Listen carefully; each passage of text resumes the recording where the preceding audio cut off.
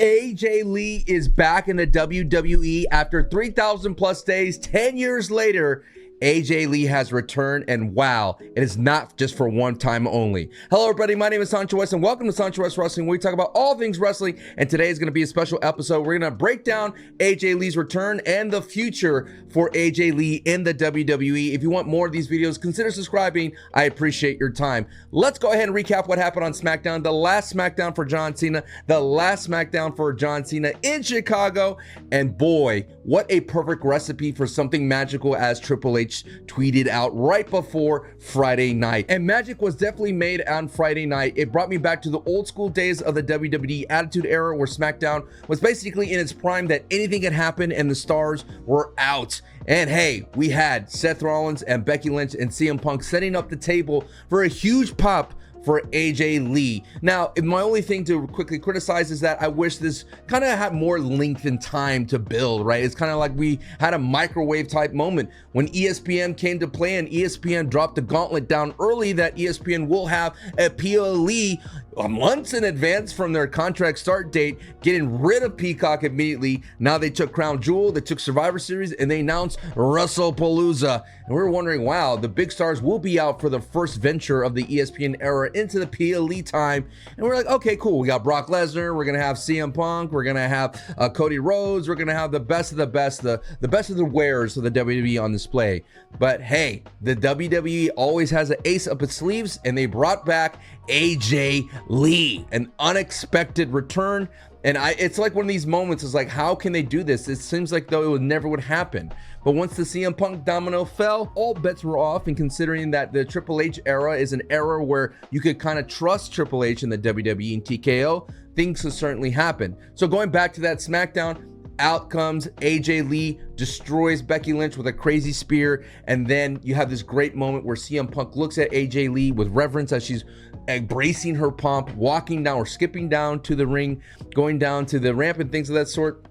And man, what a really cool moment as well. You have CM Punk and AJ Lee share in the middle of the ring. And I love the heel work that Seth Rollins and Becky Lynch did, scrambling away as if they saw a ghost. And I love when the heels run away and like, Team Rocket, we'll get your revenge, we'll get you next time type of vibe. Really awesome. And I would have to say a perfect return for AJ Lee.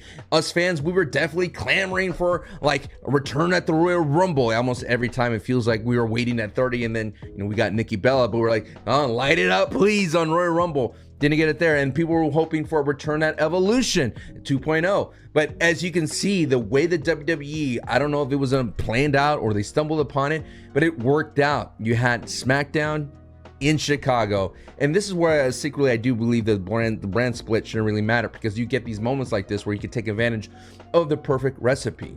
And later on, they also showed that the WWE posted on their YouTube that AJ Lee's interested in the IC title. Wild to think that this IC title has so much kind of importance over the world titles, but that's what the names like Becky Lynch could bring to the IC title picture. And I feel like the IC title is a title that's been elevated now that AJ Lee got her hands on it and skipped around the ring with it.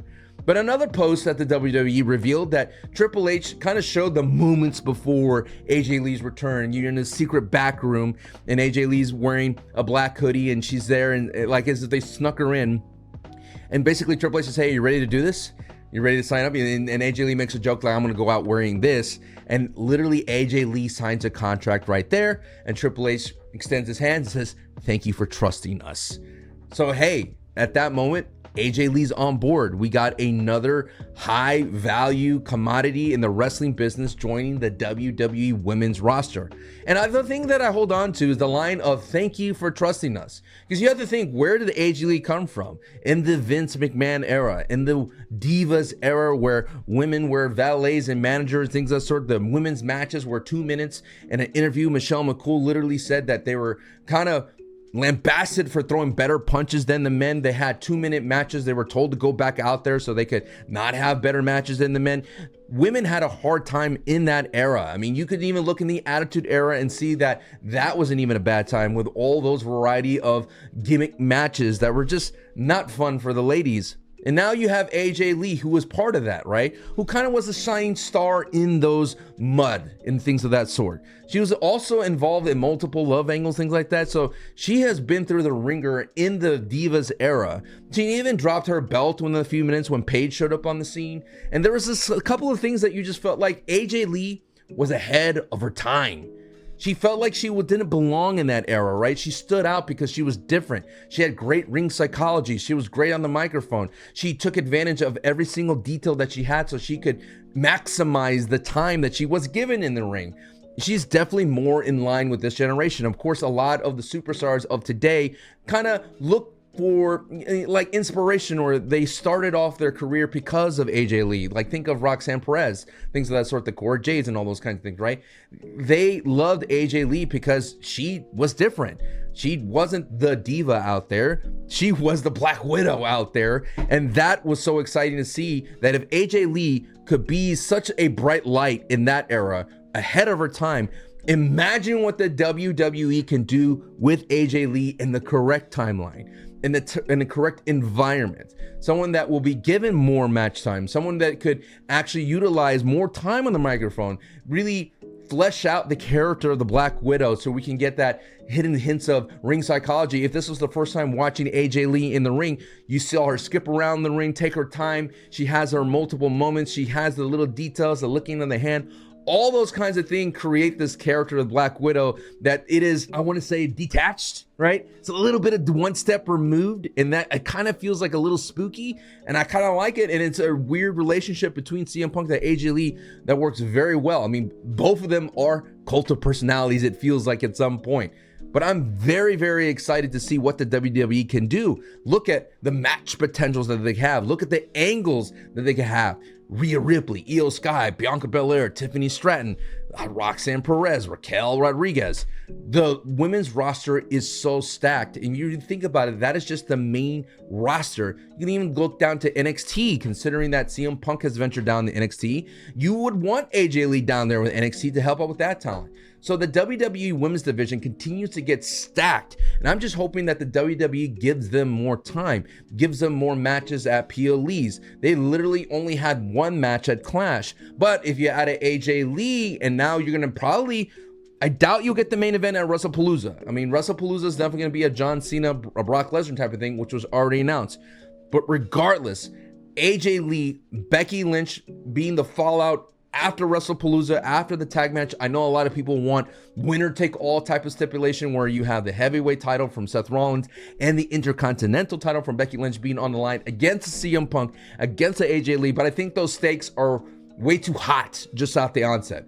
Like we could marinate in this a little bit, you know, we could chill in this hot tub. We don't have to jump off the cliff right away and expend everything that we have, right? And all the ammo that we have. Let's just take some time and enjoy this, because if AJ Lee is going to be part of the roster for such a long time, we could marinate in this. I don't think we should go right away to the next pay-per-view like at Survivor Series or Crown Jewel to have Becky Lynch versus AJ Lee. If we could wait till Mania, I'm down to wait for Mania for Let This to get their hands on each other. We could visit other feuds. We could do some other side quests from AJ Lee.